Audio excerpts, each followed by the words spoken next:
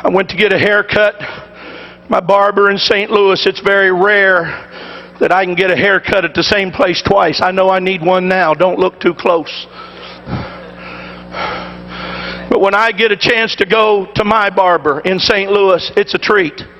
I've had my hair cut in some of the most horrible places you can imagine on earth. Brother Kelly and Sister Kelly, I went and got one in Scotland when I was there. And the guy got to talking about Margaret Thatcher, and I thought he liked her, and found out he hated her guts. But the more I talked about her, the more he cut.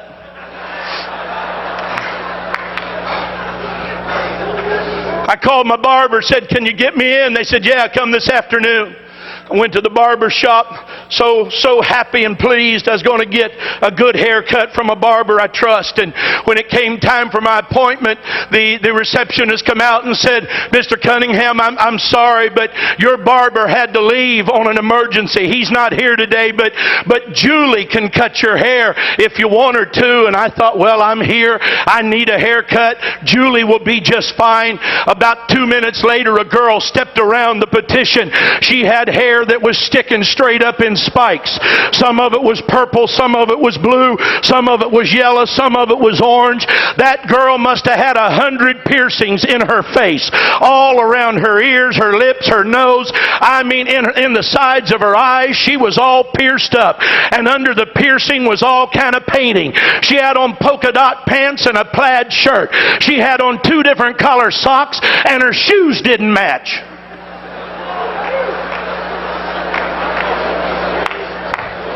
She said, "I'm Julie. Are you Jack?"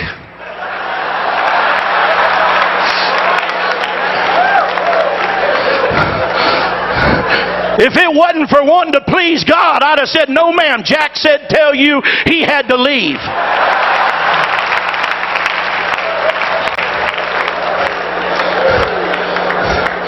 And I thought, well, I'll just endure it. And I went and sat down, and I did like I do too often. I thought I'll just go to sleep. I'll just sit down here and close my eyes and rest while this girl cuts my hair, and I hope she hurries up. There couldn't be anything in the world her and I would have in common. There couldn't be anything on earth she and I'd want to talk about. She wouldn't want to hear anything I got to say. I certainly don't want to hear anything she's got to say. I apologize, but that's what was going through my mind. While she's cutting my hair, she said, "Where do you work?"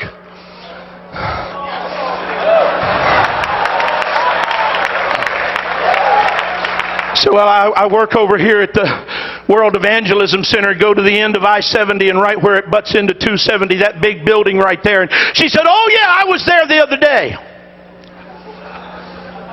I said, "You were at World Evangelism Center the other day?" She said, "Yeah, you have a bookstore in there, don't you?" I said, "Yes, ma'am." She said, "My mama is a cocaine addict. My uncle is a hopeless cocaine addict." And she said, "Somebody gave my mama one of those videos on Left Behind." And she said, "We all sat down in the living room and watched it." And she said, "I don't know nothing about God, and I don't know nothing about the church, and I don't know nothing about the Bible." But she said, "When I was finished watching it, I knew I didn't want to go to hell."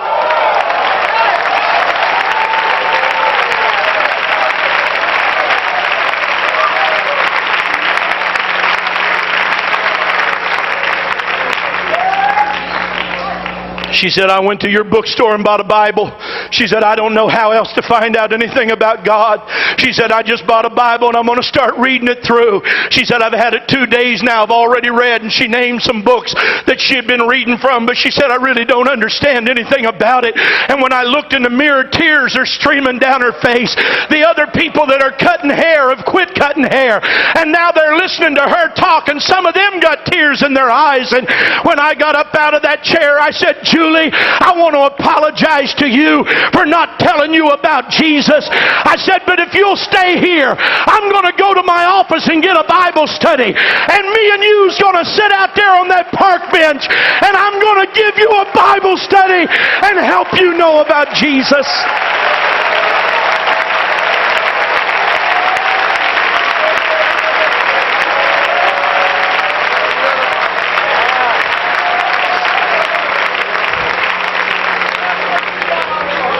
We don't have a right to determine who can hear and who can't.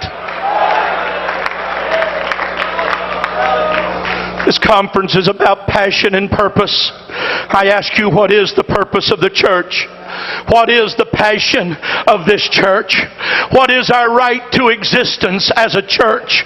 Why do we send home and foreign missionaries? Why do we build buildings? I'll tell you why. It's to evangelize a lost and dying world that's on its way to a devil's hell. And that is our only right to existence. It is our passion and it is our purpose.